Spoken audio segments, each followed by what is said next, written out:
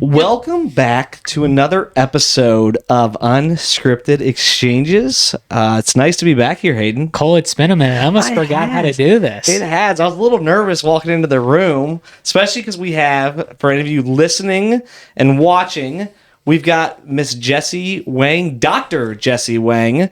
She is an unbelievable entrepreneur, marketing expert. She actually is the CEO and founder of a company called Twirlista. I promised her I wouldn't try to explain it, so I'm going to let her do it. Super innovative company that is doing amazing things in the group rental space. And I'm just going to stop at that. Jessie, thank you for coming on. And if you'll just go ahead and introduce yourself and maybe tell us a little bit about Twirlista.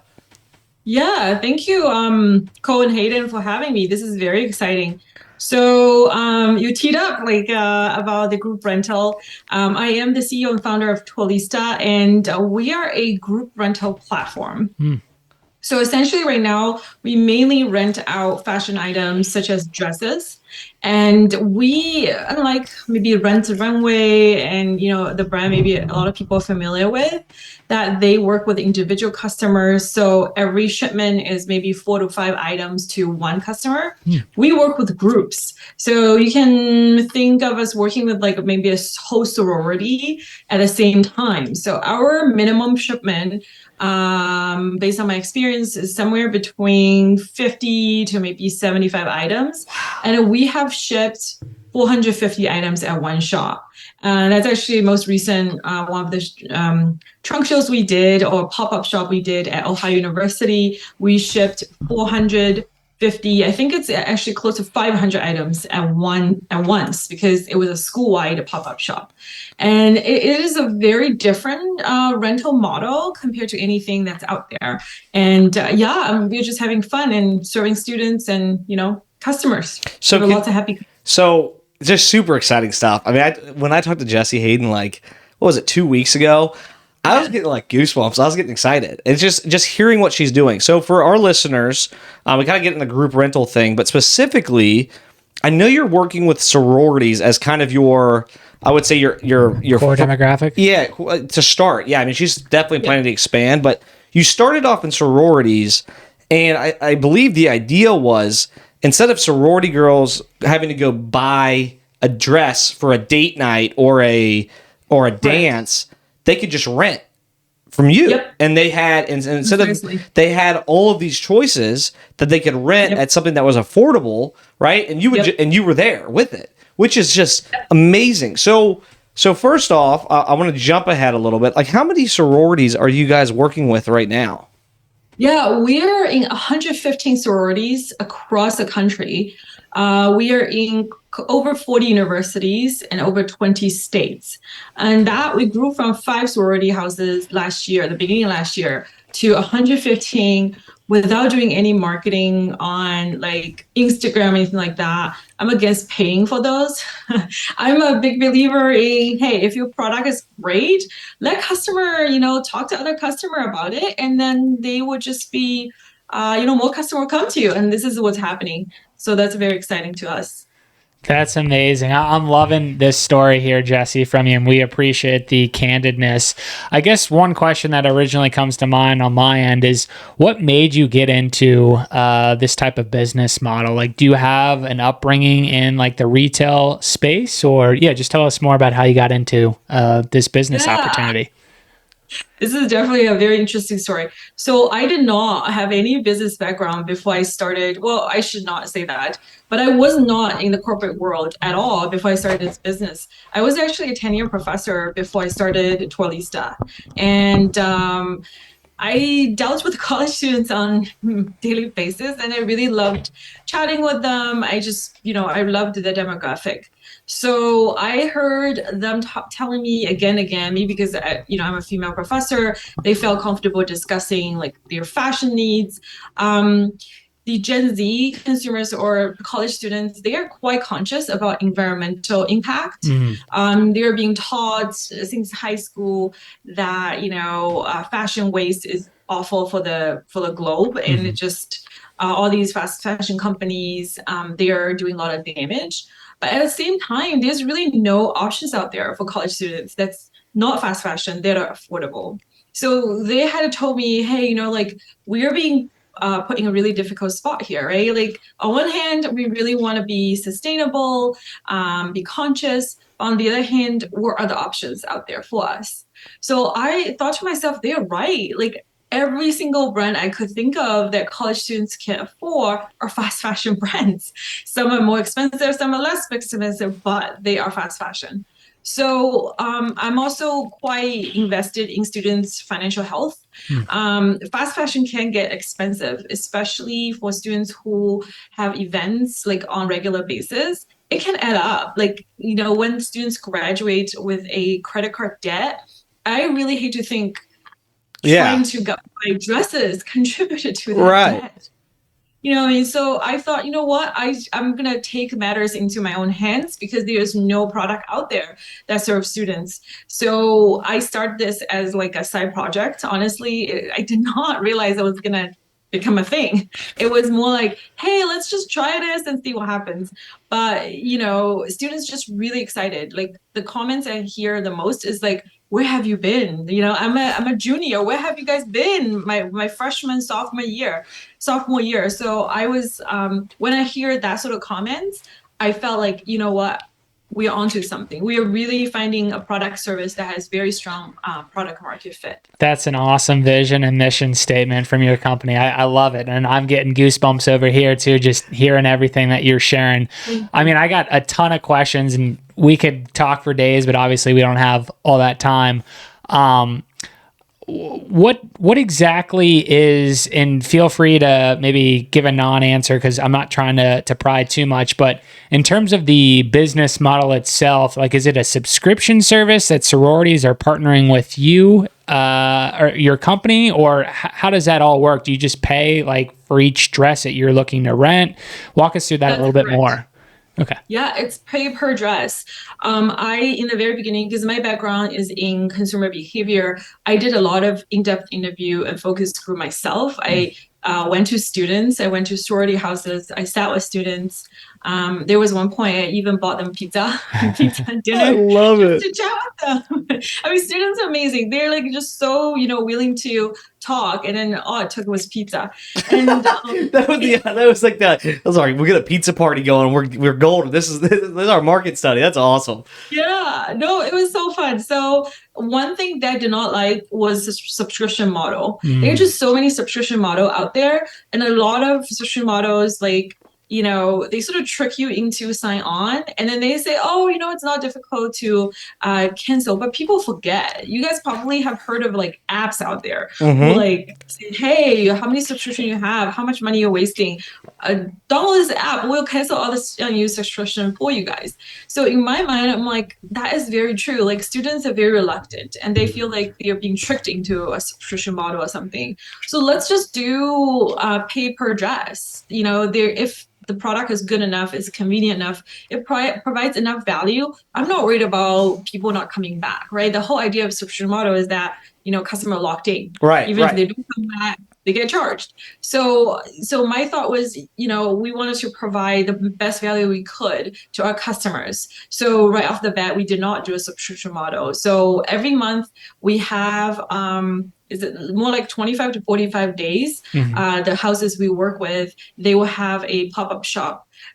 We call them trunk show in their living room. So this is our boutique in the living room model. Another thing I discovered when I talked to students was they're busy.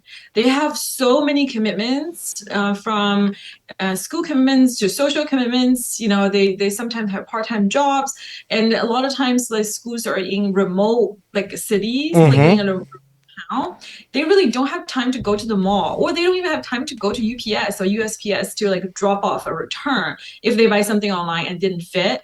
That was actually quite surprising to me. I always thought, yeah, they don't. They just let the stuff that don't fit sit in the corner and then expire, so to speak, and then those items end up in the landfill.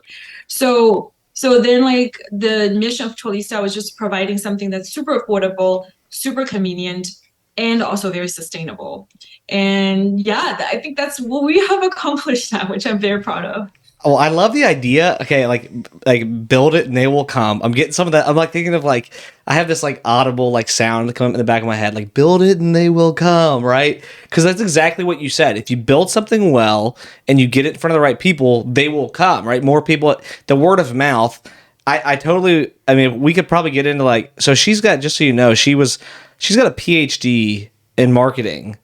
Like, so when she says she studied consumer behavior, like you studied that for like a lot, consumer behavior and marketing, a lot, right? You had to write a thesis on it, didn't you, to be able to get your PhD, like studies. Yeah. So yeah, I just like, I know everything she's saying she did had like a ton of just like really in-depth expertise in it. And one of the things that I thought was like, it stuck out to me earlier, and I'm kind of backtracking to like this first kind of segment was, you said fast fashion. What does that mean? They use low quality fabric. They usually don't pay a fair wage to their workers, and they don't have a sustainable practice when it comes to how they deal with the items that are not sold. Okay. So those are the fast fashion brands. Okay, so it's basically someone that's building low quality at volumes, and then I don't want to use the word manipulative, but manipulating the society a little bit to like buy in by, doing all these fancy ads and getting the big celebrities to buy in and doing that stuff. It's like, oh, great. This is a brand we can trust and we love and making it popular, but they're really just about like volume and how cheap they can make it. Yeah. So are you, I think you alluded to this, are you guys manufacturing all of your clothing, or do you guys buy private labels, or is it a combination of both? Yeah, we are not manufacturing right now, although this is where we want to get to at the end when at volume. Mm-hmm. But we are very conscious when picking brands to work with, or the wholesale brands to work with. We try to work with brands that are sustainable, they're high quality.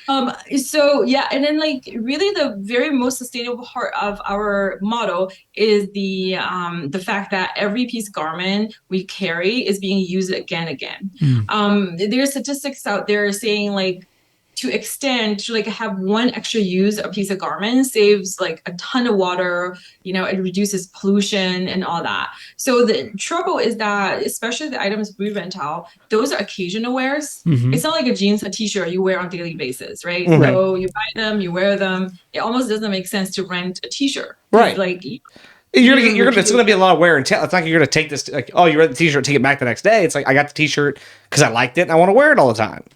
Yeah, exactly. And then it's sustainable because you wear it until it's no longer like good enough to wear. Then you get rid of it, right? Mm-hmm. But with the items we rent out, they're occasional wears. For example, it could be like a red dress gala that some sororities have or some school organizations have. And then everybody has to wear a red dress. Mm-hmm. And every year you have to wear a different red dress, right? It's not like you can't wear Right. So, like if you don't rent, you purchase a red dress, you're going to end up with lots of red dresses when you graduate. And we all like to think, oh, we have the item, we're going to wear it again. But there's a ton of statistics out there. There's actually like 80% of our wardrobe, everyone's wardrobe, we don't wear again. It's like almost like we only wear once, and they just occupy a large percentage of the wardrobe. And they're just sitting there collecting dust. There's that marketing and research background. Dude, that's so true though, right? I'm like thinking about like, sometimes I'll go through my closet when I have like, okay, so I'll be the first to admit, my wife, when she listens to this, she'll be like, yep. For the longest time, she used to do my laundry for me too. She'd do all the laundry, but she'd do it and I wouldn't put it away. And she always said, if you put the laundry away when I do it, I'll keep doing it for you. Well, I kind of get in spurts and I wasn't super consistent. And so finally, probably 6 or 7 months ago, she's like, I'm not doing your laundry anymore. I'm like, it's fair. I get it. Like, I don't put it away. So I started doing my own. Well, I have a pile on my side of the closet where I just clean clothes. Just go, I wash them and I don't fold them. And every now and then I go through this like 2 hour, I was like, I'm going to bust it out like hour and a half straight of folding all my clothes, putting them away. And I'll get to the bottom of the pile and I'll find a shirt that I forgot I had. And I'm like, oh, this is nice, right? And I'll fold it up and I'll never wear it, but I'll just remember I had it. And I'm kind of thinking like similar to what you're talking about is when you're renting, like when you're going to these special events, yeah, it's great to wear that night or that weekend, like it's a date party weekend. But then you're just like, okay, like I'm not going to wear this, this, whatever this was, again, right? So I love it. What I love about that is that when most people think sustainability, like all they think about is like, oh, helping clean the rivers, like help, and it's like you're practicing something sustainable that isn't necessarily. I wouldn't have gone, oh, like now that I know what they do, they're doing it for sustainability purposes, and that's just so cool. That's so cool. Yeah. The group rental model is also super sustainable. So imagine for a typical retailer, they might sell 1 or 2 items to a customer. Then it takes a truck, right? A delivery truck. It probably takes actually 5 delivery trucks to go from the warehouse to the end customer's hand. But we don't ship like 1 or 2 pieces ever. So if we ship, like, say our smallest shipment is like a 50 items. So it would have taken other retailers 25 to 50 trips to ship those 50 items to 50 different consumers. We can ship at one shot, like one truck or whatever truck it takes to get, awesome. Whatever trucks it takes to get to the living room of our consumers. So our carbon emission is extremely low when compared to our competitors, or we don't really have direct competitors at this point. No one's doing what we are doing right now. That is so cool. Like, but just other people who are in the kind of retail, fashion, clothing space, and and like also we don't have individual packages. We don't package dresses in individual plastics. We kind of just put them in a recyclable box and they just being shipped. So we are very conscious every step away, try to be as environmentally friendly as possible, and really benefits our practices benefit the environment, also the customers, right? Because the economy of scale, we then provide those savings to our customers, which is why our prices are so attractive. I'm loving it. I got a million more questions because I actually used to have a small retail company which primarily sold clothing. See it, want it, baby. Yeah, items like 7 years ago. But anyways, thanks. Do you how often are you cycling through or adding new inventory to your assortment? And kind of how do you go about? I mean, I think you were kind of hitting on this before, but how do you bring in then new brands? Like, do you have a pretty extensive process in terms of what's quote unquote trending? Like, how do you go about that? That's actually a really good question, because we are in a rapid expansion phase. So we have to add inventory pretty much every week. Weekly basis, we are trying to add new inventories into the mix. And we have a very interesting way of finding out what is going to be popular. Is we have a Instagram account, about 10,000 followers. All of them are our customers. So when we decide to bring a style on, we will post on our Instagram and ask our customers to vote. We don't actually buy anything until we get, kind of like you can see this as a cloud sourcing. Sourcing is, you're trying to buy inventory. It's a cloud sourcing. So we don't buy any items until we get approval from our customers. And they actually love it, right? They get involved in the process of getting inventories, picking out styles. It's awesome. So, yeah. You're basically getting customer feedback throughout the whole buying process, right? Instead of like hitting different steps, you're like, hey, like, I'll buy it if you want it. You tell me. And they're like, sure. And you're like, okay, we'll get it then. Like, we'll do that. But knowing your background, like you've got your PhD, how often have you observed where customer research, whether it's in the form of polls or if you've got, a very long research study, sometimes the data that you collect isn't always that accurate. Customers will say one thing, but they behave and operate another way. Have you observed any aspect of that in your business? Yeah, absolutely. So it's a really interesting story. In the very beginning, when we started this process, we were just trying to figure out what would be the best item to rent, right? We did not land on just dresses right away. So we were like collecting a lot of feedback from customers. And I've heard like handbags, shoes, tops, all sorts of recommendations. And then back then I was like, customers are always right. We just listen to them. So we actually did provide like other items in addition to dresses. Like we had handbags in the beginning. We also had tops. But the reality is dresses have been consistently the most popular. I just think that, sometimes customers maybe they say like they don't necessarily know exactly what they're looking for. Sure. And it's okay to kind of like test it and then just find out what works, what doesn't. And as a startup, right, we need to survive. So we want to do our best to serve customers.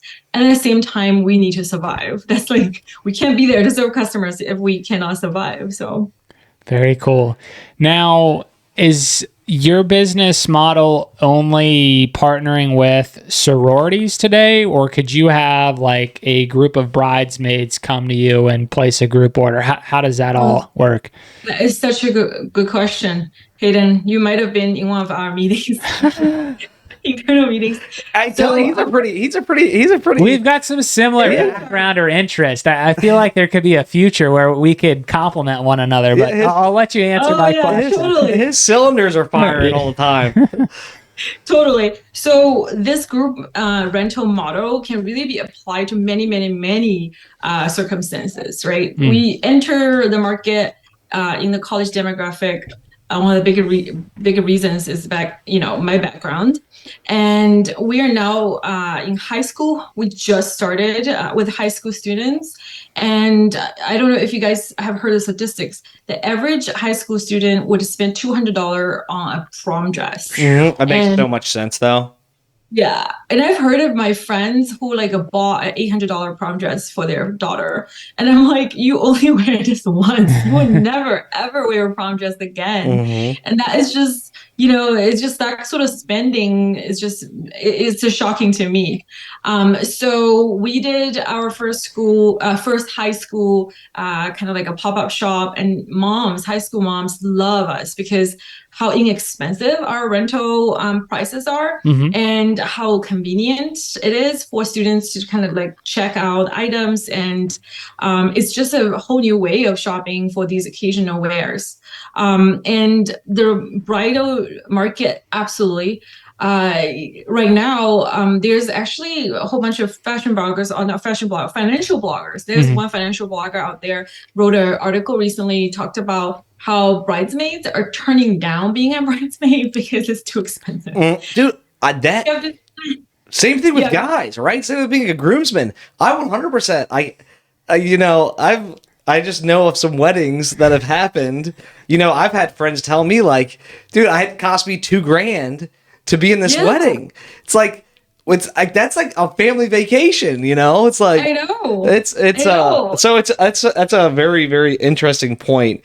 One of the things that popped into my head just thinking about which I'm curious about is how you're managing. So you say you're getting to high school and you're 115 different campuses, right?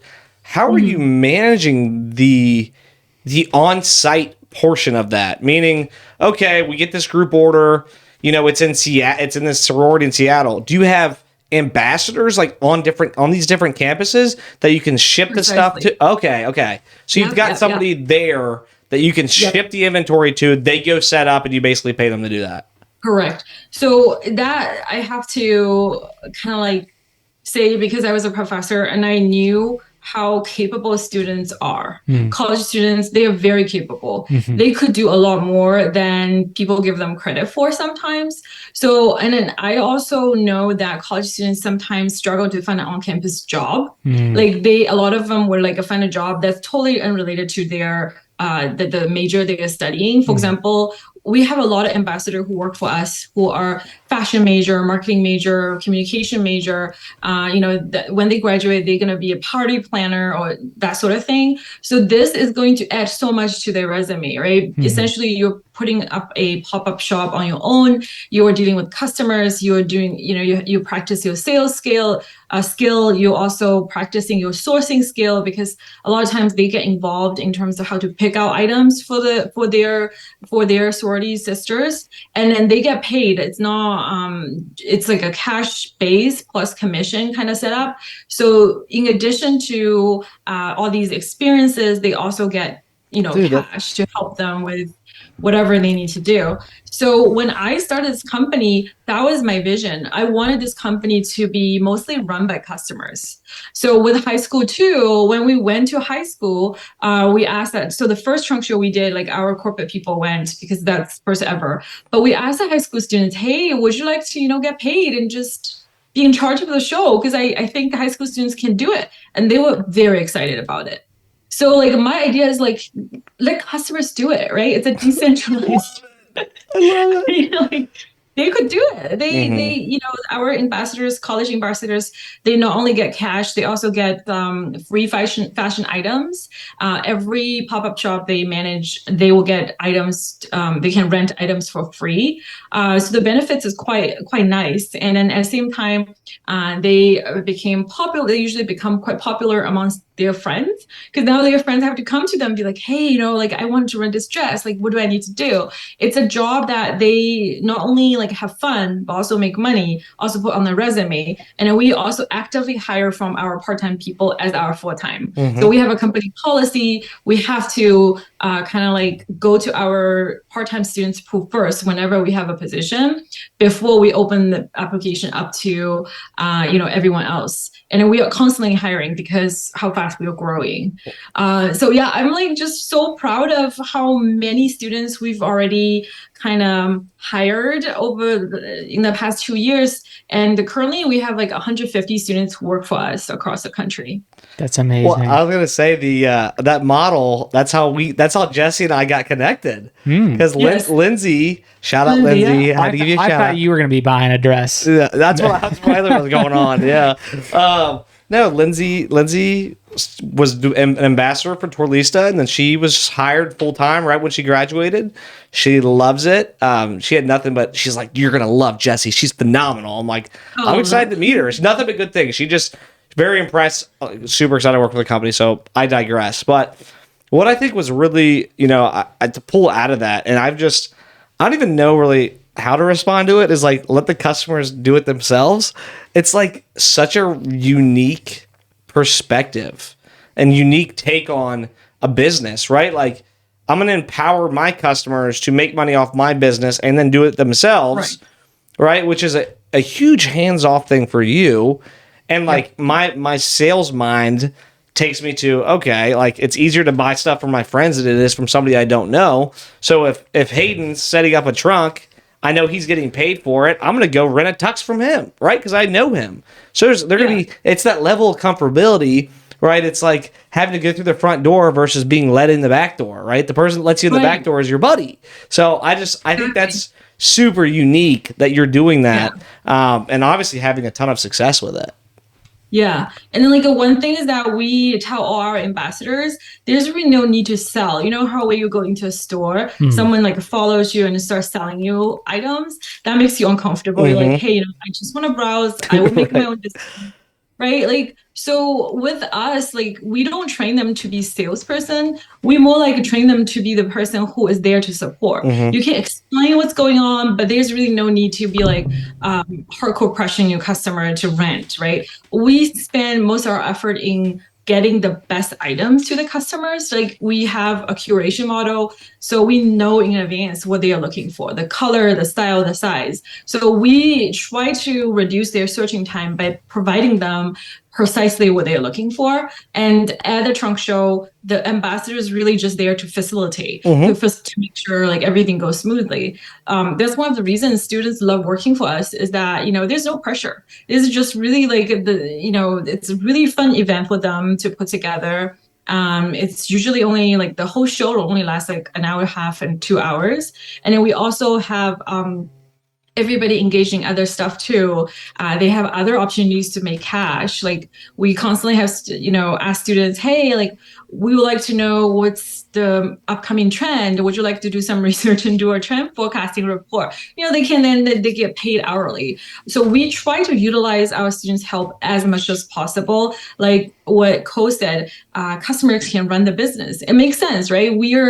they're supporting us, we should support them back. So it's a circular kind of like a process from that perspective. So I got, like I said, a billion more questions. I'm really enjoying everything that you've got to share here, Jessie. What would you say is like the average dress life for one of your dresses? Like, does it go through, maybe 6 different people before it's okay, it's seen its fair share of use, it is time to hang this one up for good? I don't know if you have any data like that, and if you do, you may or may not be willing to share anything like that. Confidential, Hayden. Actually, this data is a little bit difficult to gather. Not that I'm an open book. Sure. It's because I feel like it really depending on the dress. Sure. So for example, some dresses like sequin dresses, those dresses are very delicate. After 2 or 3 uses, a lot of times they have issues. We do have, people in house, they can try to fix them. Some of those dresses are fixable, others are not. That makes sense. But there are dresses, the design of a dress it's not as delicate, or the fabric is not as delicate, so it lasts longer. On aggregate though, 5 to 6, I'd say. Okay. But it's very difficult to kind of like pinpoint that. Yeah, no, there's definitely a lot of variables going into that. I just lost my train of thought. I got a good one. Fire away. Well, I want to come back to Jessie, and you told me this when we talked. So when I talked to Jessie about coming on the show, Hayden, I didn't really know what to expect. I mean, she I checked out her LinkedIn. I looked up Twirlies. I'm like, this is cool. I want to have her on the show, but you never really know. I mean, I'm a talker. I'm like, let's see how this. And 30 minutes later, I'm like, wow, I'm hyped up. And one of the things we talked about, which was really fun to hear, was the story of how you started, why you started the business, which you got into a little bit of that. But I if you don't mind telling a story of, because you've raised significant amount of money. I don't know how much. I'm not going to ask you to tell us how much, but you've done a lot of fundraising to move this and expand as rapidly as you are. Yeah. Can you walk us through that first? You had this sign from the students that you had something, but there was another event. Maybe you don't want to share. Maybe you do. I don't mind sharing. So your first, tell the story of your first investor, because I was like, I know, to this day, I was so grateful for her. And to this day, I just couldn't believe that happened. I actually met the person who's, got me into all this on social media app.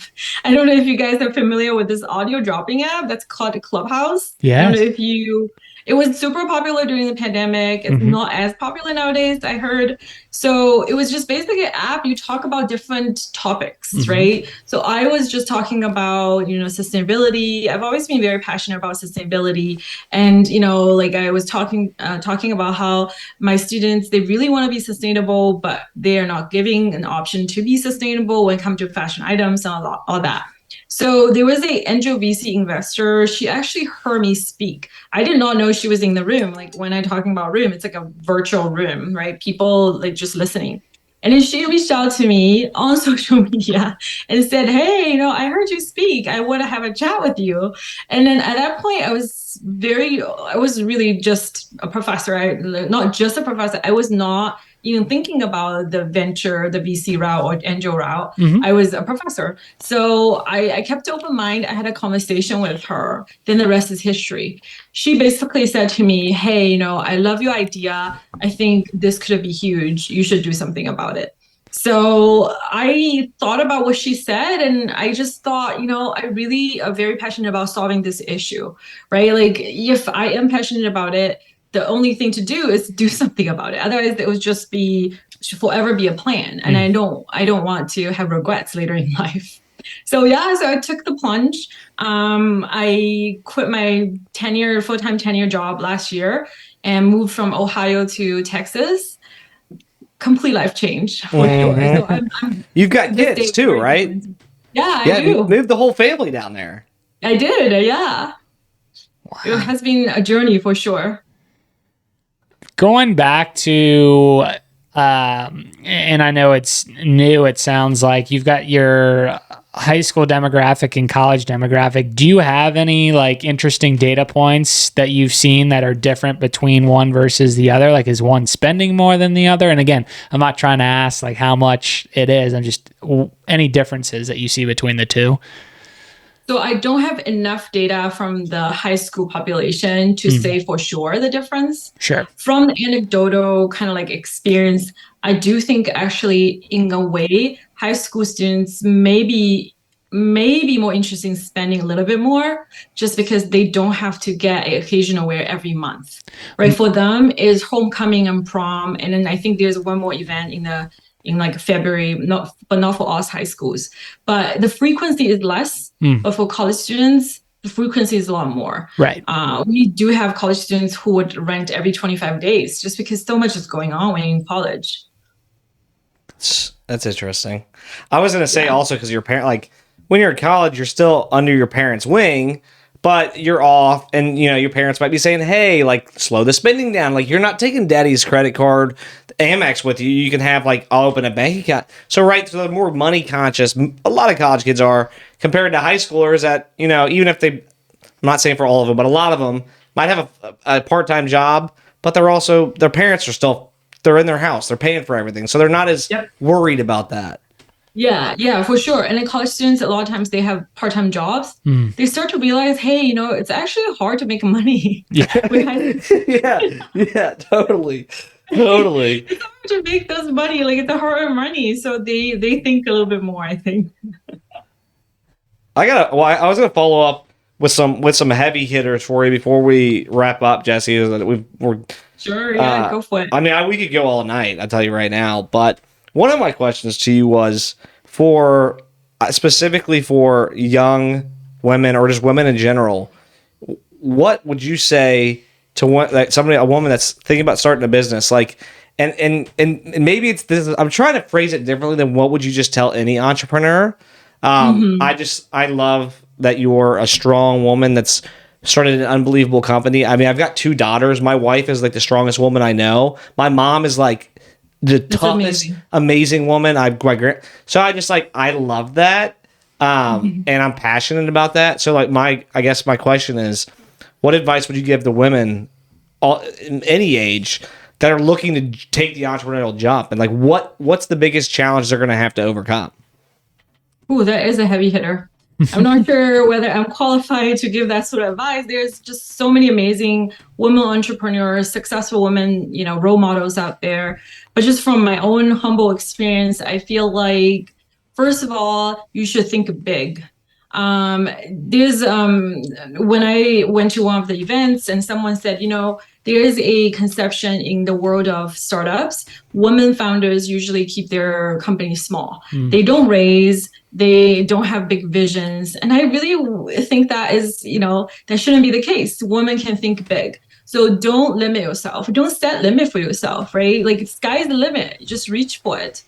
1.86% of the VC fund went to women this year. That's far.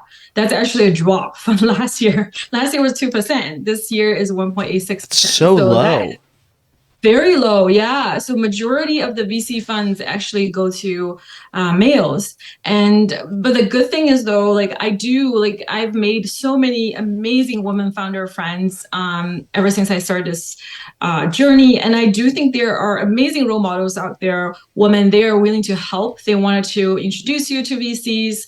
They want to introduce you to right people. They want to promote you. And, just find your community. Everyone's different. Someone find community, maybe among their friends and family. Someone find their community among maybe they went to a startup event, they get to know a founder, then they all get together. But do find your community. If you do want to start, embark on this entrepreneur journey, I think it's very lonely and difficult to do it on your own by yourself. You gotta get support, even if it's not monetary support. It is so nice to be able to call up a founder friend, just to vent, just to say, hey, I had a really bad day and XYZ happened, and they probably have had a similar experience, and so they can be there for you. And that is not woman specific, but I think that for women, a lot of times they need a little bit I hate to say they need more support. I think that, it's okay to ask for support. That's all I'm going to, leave it. So yeah, those two things, think big and ask for help. It's okay. We've all been in the position of like needing help. And I, for one, like I love to help women entrepreneur, any entrepreneur, because entrepreneurship is not an easy road to take. And I applaud anybody who is willing to kind of just jump into this field. Yeah, and I've gotten so much help from so many people for the past 2 years I've been in this business. So yeah, very grateful. It's awesome. It's awesome. Very, very moving. I want to follow up one more question before we kind of get to the closeout for you. Is what's next for Twirlista? What's next for Jessie Wang and the gang? Do you like that? Yeah. Do you like that? Okay. Oh, you guys both laugh at that. I've been wanting to use that the whole time. You got to trademark that. She probably already does. I've been literally I've been holding that into the right moment. That made me so happy. So what's next? I think you alluded to it when we talked, but I'd love to hear you kind of get more into that for anybody that's interested in learning more about them. Yeah. So we're just building our product out still, right? I think that we care about ushering customers from high school through college, through where they get married and bridal party and stuff like that. Those would be our 3 biggest target customers at this point. So we're just building out products. Like the product for each bucket is going to be slightly different. It is a group rental model, but each bucket customer, each segment customer has its own needs. So we will have to be sensitive about making sure that they get the best product they can, product and service. So yeah, it's like every day is a grind. I've heard this from like very successful entrepreneurs who have been in business for 20 years, and people ask them like, what's the best thing to do? They're like, every day is a grind. You just have to be patient, slowly building your product, and keep your passion. Don't ever lose your passion. Remember, why did you start your business at the first place? And just keep on building, and then get strength from people, like-minded people who are willing and able to provide us support. And then just believe, what you are building is going to help your customers, going to benefit the society. And yeah, so that way you don't run out of steam. So I love it. I love it. Love it. Big things coming. Hayden, do you have any more questions before I'm going to throw out just our go-to question that we like to ask all of our guests. Okay. And you've kind of hinted at some of this in some of your other answers here, Jessie. But what advice would you give to your younger self, so reflecting back? And then what advice would you give to your future self? Oh my, that's a rough question. Tough. We're gonna end it on a tough one. Yeah, yeah. We hit her a few of them. She smacked them back. Younger self. Okay, so I think that the advice I would have given my younger self is, I sort of done that, but I wanted to do more. Is that always keep an open mind. I've always been a very open-minded person, and I think having an open mind is essential in the world of entrepreneurship and startup, in anything really. Like I don't want to get political or anything here, but the society nowadays, a lot of people have their own set perspective of how the world should be, but just be empathetic, be compassionate to what others have to say, right? Just be open-minded to be able to process information, absorb information, to be able to say, maybe I'm not completely right about this. You know what I mean? Like to be able to admit, maybe I don't know everything. Maybe I need help. Maybe, a lot of maybes. That's what I would do. I feel like that, I just would live a much happier life. I mean, not much happier life. I am very happy. I just think people would, in general, be much happier if they could have an open mind. So future self, that's a tough one. Even tougher than myself. Okay, future self. Okay. So maybe the advice I'll give for my future self is slow down sometime and smell the roses. Okay. I've always been someone who just go, go, go, go, go, right? Like one thing after another. I sometimes do forget to just take a beat, just enjoy life. It's okay.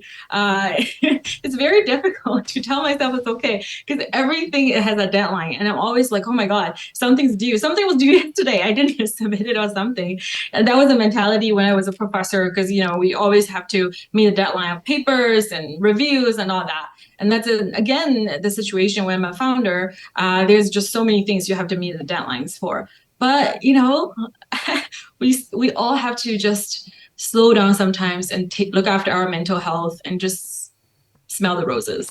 So you know what insights. you have to do after you tell yourself your future advice, and then you have to take it. As soon as you get off the podcast, you got to be like, okay, I got to start practicing, because your future self is like 5 minutes from now, right? So we didn't tell you when that future self was going to be, so that's where we get them. You got to take that. It's funny. Totally. I find myself all the time. I'll be like, all right, Cole, you know this. Like, you need to do this, so do it, right? Like, you're like, what's good for you, but you're not, you give everybody else's advice, but you don't take it yourself. You need to take it. So I like that. I like to slow down, especially when you're doing something that you're super passionate about and love and energizes you like you do. Sometimes you just, it's like getting on in a race car and going 300 miles an hour. Like, you're not waving anybody. Like, your best friend might be there with a sign that says like, good job, but you never saw him because you're going too fast. So I like that. It resonates well with both of us for sure. Yes. Well, I think, Hayden, I don't have any more questions. I was going to drop a couple notes for Jessie. Jessie, you can find Twirlista at twirlista.com. We've actually got it there. We'll have some links in our post as well. But right there. Yep. You got it right there. I'm pointing at it as our listeners that are listening to the podcast are like, what is he pointing at? Twirlista.com. She's on LinkedIn. We'll share some other media stuff that she might want us to share with this. But they're on Instagram. They're everywhere. They're changing the way that you rent things as a group. Unbelievable story. Oh, thank you. Thank you so much, Cole and Hayden. It's been such a privilege and just pleasure to be on the show. And I love your title once again, Unscripted Exchanges. It's so raw, This is not a completely not scripted exchange. Yeah, exactly. That's dude. Like, that's what we're going for. We try to keep it simple, stupid, right? Because like unscripted exchanges, you don't write down a script. Like, that's about it. Jessie, once again, thank you so much for your time, your insights, your expertise. We're wishing you the best of luck. We'll be in touch and keep on keeping on. Thank you, guys. Thanks, Jessie. Have a great night. You too. See ya. Bye. Bye.